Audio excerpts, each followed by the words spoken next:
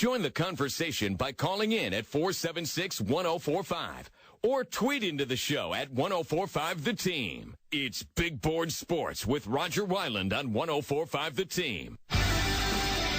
Rolling through on a Tuesday. Nice to have you with us on Big Board Sports. Rodger Wyland, Brady Farkas with me, our producer extraordinaire, and Paul Schwartz from the New York Post to talk Giants football. Training camp comes up on the 28th, right around the corner.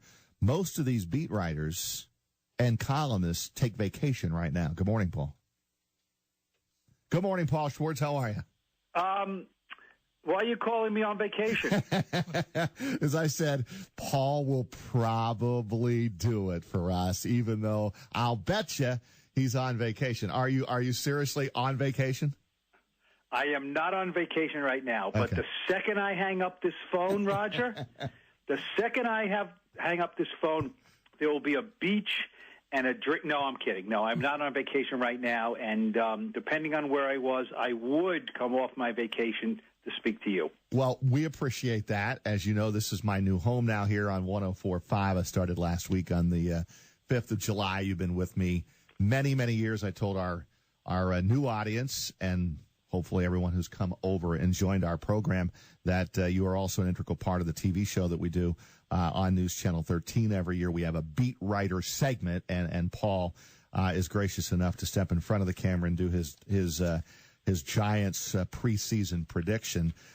So let me just start with the head coach first off here. What's the early thoughts on Ben McAdoo, how he will do, how he is handling being the head coach for a first time? It's been 12 years since we've had to talk about something like this, right, Rodger? Yeah. You know what I mean? It's been 12. We say let's talk about the new head coach. So it's a little jarring still. Well, he's not Tom Coughlin. He just turned 39 years old a couple of days ago. He's a young man. I think he's smart. I think Ben McAdoo seems very smart to me. He's reserved. The beat writers had a series of individual meetings with him, kind of a get-to-know-you meetings, even though we know him from his 2 years as offensive coordinator. And I was impressed that he was taking notes. He was asking questions. He was asking me questions. I like that. I think he's there to – I think he wants a good rapport with the media. He had a lot of different things in practices, music. During some breaks, they were he actually had during some of the practices like a TV timeout, like you would have in a game, right? A TV timeout. And they played music from TV theme shows, Welcome Back, Kotter, Andy Griffith's show in the background. Weird, a little odd, but funny, I guess. He's much more of the age of a millennial, like his players, than certainly Tom Coughlin was. So. It's too soon to tell right now as far as the X's and O's. I think he will call the plays. He has not said that, but I think he will call the plays, so there'll be continuity on offense there. But different, the phrase he's using is evolution, not revolution. But, because he's still there, Steve Spagnuolo's still there, it's not a revolution. But anytime there's a new head coach, it's a lot of revolution also. So, some of that remains to be seen how he changes. And you never know for sure how these new coaches are going to react to, let's say, a 2-game losing streak or a 3-game losing skid and some unfavorable back pages in the New York Post or some negative columns that might be written. How's he going to react to that when it happens? Or some negative comments from Rodger and Brady on 104.5, right? I mean, we're none of us are immune to this. You know what, Rodger? You don't know how he's going to react to the first series of the game if they're on the Cowboys' 40-yard line and it's 4th and 2. Is he going to go for it? We kind of had a sense what Tom Coughlin would do after all these years, but is he going to roll the dice? No question. Being a head coach is all these guys who were elevated to the head coach status were usually either a great defensive coordinator or a great offensive coordinator, right? That's how they got elevated to this level. They showed great production at one side of the ball or the other. And many of them don't make it, even though they have that great proficiency on one side of the ball, because being a head coach is a totally different animal. If Ben McAdoo was holding that big play sheet, that big laminated sheet in front of him, right?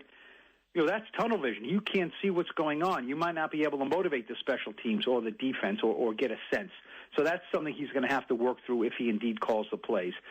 There's no question when you hire a first-time, they know Ben McAdoo, the man, because he's been there in the building for 2 years. So they know that. But they don't know Ben McAdoo, the head coach, and that's what we're all going to learn.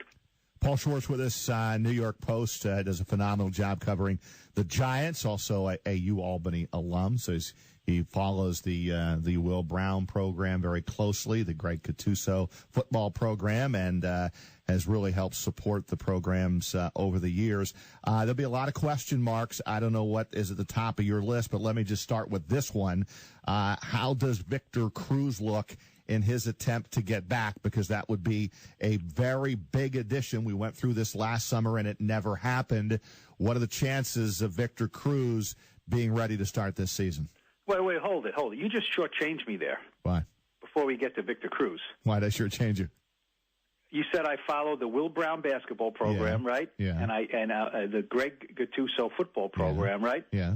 What about the Scott Marr lacrosse program? Oh, that's true. That's true. I follow them tremendously. I watch their games on TV. Yeah, he follows them all. Wait, no, don't say that. Yes. I don't want somebody from the. Well, I'm not going to even mention it. Well, I also watched the women's basketball team in the NCAA tournament the last 2 years. So yeah. I'm almost a man for all seasons when it comes to the Great Danes. Well, you pay attention. It's always nice to be able to chat some UA sports with you. All right, how about Cruz? What's the early thoughts on Victor here being at 100%, let's say, when they start the season in September, and him actually being a factor? Here's the deal with that. If we were having the same exact conversation last year at this time, and you asked me that question with Victor Cruz coming off a torn right patella tendon, I would have said, Rodger, it seems like it's all systems go for him in training camp, right? We know how that transpired with his calf, and he didn't play the whole season, which was shocking to everybody. No one thought a strained calf would lead to him missing the whole season and having surgery on his calf. So that was a shocker. At this point, having that warning, that caveat, he looks good. I mean, in the limited. You see him running on the side. He jumped in for a few plays with the scout team and a few walk-through things at the end of the mini camp. I expect. He says everything is on pace for him to be full go in training camp. Look, you and I know that the first and second day of training camp, he is not going to be in at 100% of the plays. That's just not necessary and not required. But they've taken it slow. The one good thing, if there's a good thing about a guy missing a whole season, is he is that much more removed from that knee surgery, which was really the more serious and debilitating injury. So now he's got a whole year of recovered knee with no wear and tear. I think so far it looks good. They will be holding their breath every practice that he gets through it. They'll be smart about it. And let's face it, he is not just a novelty item right now. They need Victor Cruz, maybe not to be the 2011 vintage Victor Cruz, but they need him to be a really good starting receiver to complement Odell Beckham Jr., something that those two players have done for, how long, Rodger? 6 quarters. Paul, we talked about needing help opposite Odell Beckham Jr. Well, the Giants drafted Sterling Shepard of Oklahoma in the second round. This kid's supposed to be electric. What does he look like, and can he be that guy opposite OBJ? Well, I don't think, day one, September 11th against the Cowboys, he can be that guy day one opposite Odell Beckham, which is why Victor Cruz needs to get into the mix here. But and we've also heard at this time of rookie receivers who've looked great running around, quote unquote, as Coughlin used to say, in their underwear, outside, with nobody hitting them, no fear of going over the middle, looking good, and just not having a great rookie year. Having said that, Sterling Shepard looks very good. I mean, I've talked to him way back in the Senior Bowl, not knowing the Giants would draft him, and was impressed by the way he spoke and acted and kind of, comported himself. He comes from the great thing about he doesn't come from Baylor here, or TCU. He comes from a Oklahoma program which ran a pro-style offense, so he is well-versed in what a pro-style offense will be. He gets the verbiage and things down in the plays from the Giants, but he knows how to do these things as an NFL-type receiver. He's not big. He's 5'10". He can jump. He actually has a higher vertical leap than Odell Beckham, which is interesting. He's got big hands. He's strong. He's not a skinny guy. Yes, there's no reason not to be wildly optimistic from Sterling Shepard, other than the fact that he's a rookie, and you kind of have to temper some of those expectations. Defensively, this team was bad last year, right? They allowed the most pass. No, bad is not the right description. Right. Worse than bad. Worse than bad. Worse than bad. Historically bad. Terrible. Yeah, awful. They were that bad. All right, they spent a ton of money, Paul, off-season to upgrade. How much better should they be on the defensive side of the ball? Will Janoris Jenkins or their top pick Eli Apple solidify defensive backfield that allowed the most passing yards in the league in 2015?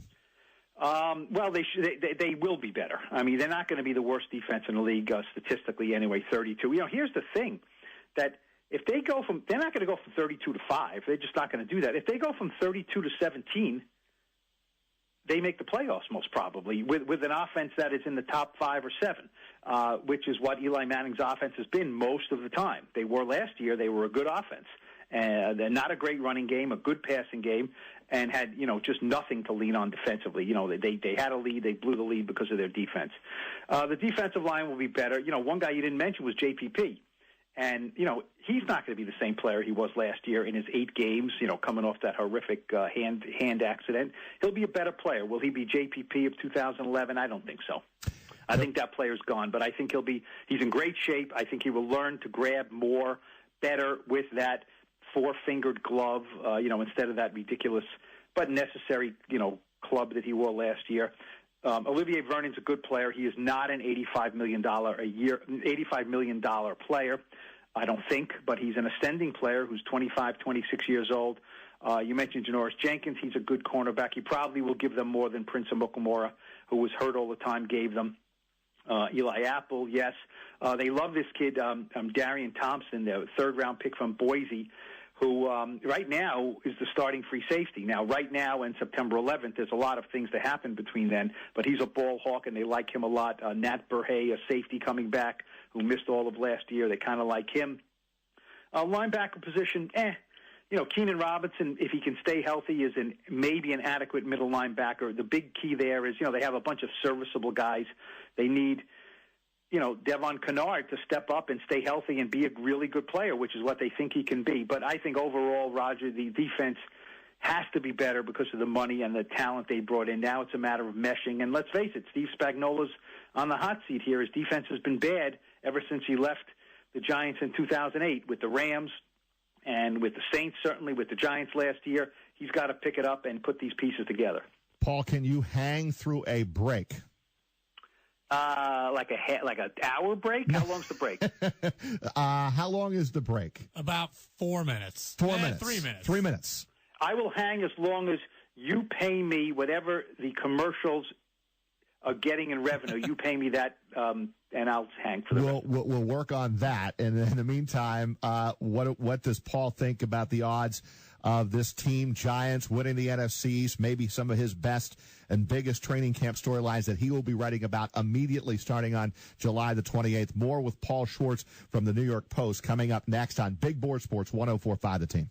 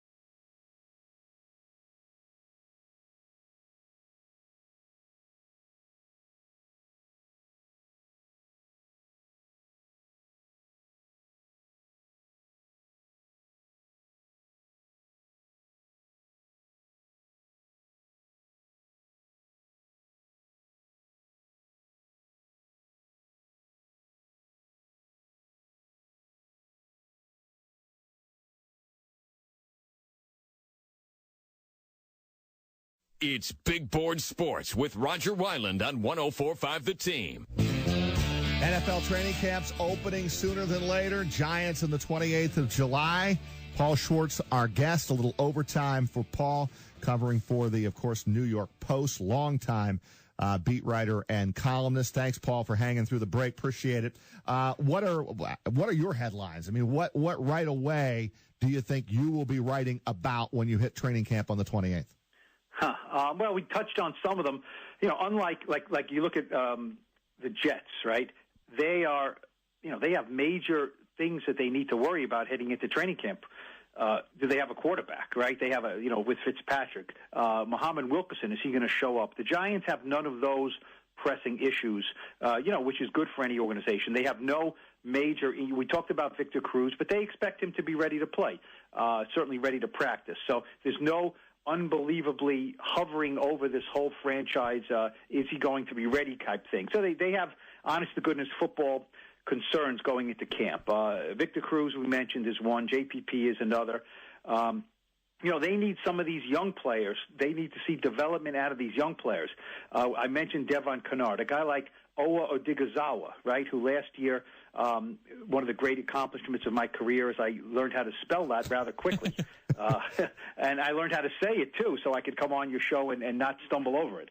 So, that was rough. I like when they draft guys like John Smith. It makes it easier.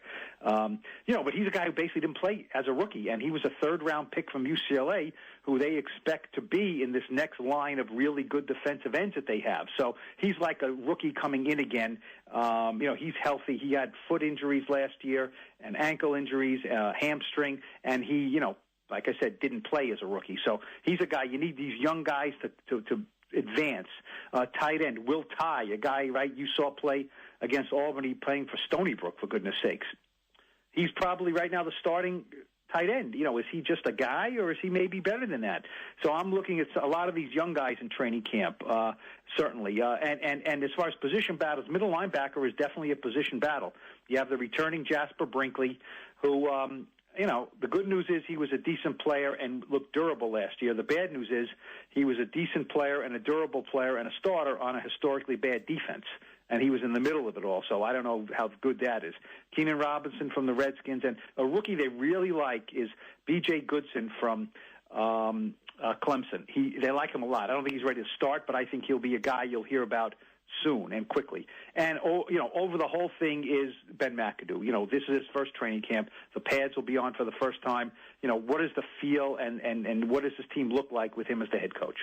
Paul, Sporting News said the Giants were going to go 11-5, win the NFC East, and Ben McAdoo was going to be NFL Coach of the Year. Can you see Big Blue taking the NFC East crown? Sporting News? I actually did not see that. Sporting News said that? Yes, 11-5 and NFC East champs. They had Dallas finishing at 9-7. They had Washington finishing at 7-9, and the Eagles at 3-13. This didn't come out on April 1st, did it? Nah, it came out a couple of days ago. And this wasn't the Onion or Deadspin, right? No. Well, I would think, people and players always say, well, I don't want to shortchange myself, but I would think that 95% of the people in the Giants organization would, if that was written on a contract, they would sign for it right now. I think that's optimistic. I really do. 11-5 from a team that was 6-10 the last 2 years. I will predict. I don't have a record yet because I know people have to predict them right now. But before training camp starts, I think it's a little silly. But we also grade the draft 5 minutes after it ends, right? So that's silly too. But we all have to do it. I think there will be a playoff contender. I don't see why the Giants are ahead of the Cowboys if Tony Romo is healthy. Now I have concerned about the Cowboys certainly on defense, and they've changed. But I just think the Cowboys, when Tony Romo was healthy, have proven the last few years to be a better team than the Giants. And the fact they see them in the first game is almost a little cruel because it sets such a high level of pressure on the Giants so early in Dallas. Ben McAdoo, wow, that's impressive. I would temper that a little bit. I just think I need to see more in the summer before I would go that far. Final question, Paul. A minute left in this segment, and we won't keep you overtime again. Giants going away with gray pants at home. They'll be going with the white pants. Thoughts on that? Well, isn't it after what? After Labor Day, you're not supposed to wear white pants, right? Isn't that etiquette? I like the gray. I agree with you on that. I'm not a huge fan of the white pants. I like maybe the white pants were good when you played on grass, right? And you saw grass stains and blood stains and all that stuff. But now they're on turf. The Giants have pretty traditional uniforms. I'm not. I don't mind the gray pants at all. I think I like them better than the white. I think the white's okay as a novelty. And late in the season, they will play in that Color Rush game on ESPN Thursday night game, and I'm hearing the uniforms will be all blue. You have to be all one color with these Color Rushes, right? So I guess, going to be all white or all blue. So that'll be a look. I'm sure, knowing the Giants, it will not be that. The Jaguars had remember the Bills where they were all red, I guess, right? The Giants will be as dull as they can be with their Color Rush uniforms in a dull big blue, I would guess. There you go. All right, hey, Paul, thanks so much for a few minutes. Do a great job, and I'm sure we'll reconnect at the end of the month into August as we get set for camp. Anytime. Thanks. Congrats on the new gig. Hope it goes well. Thank you, Paul. Appreciate it. Paul Schwartz covering the Giants with the New York Post. When we come back, the most surprising Yankee after the update here on a Tuesday morning. It's Big Board Sports on 104.5 The Team.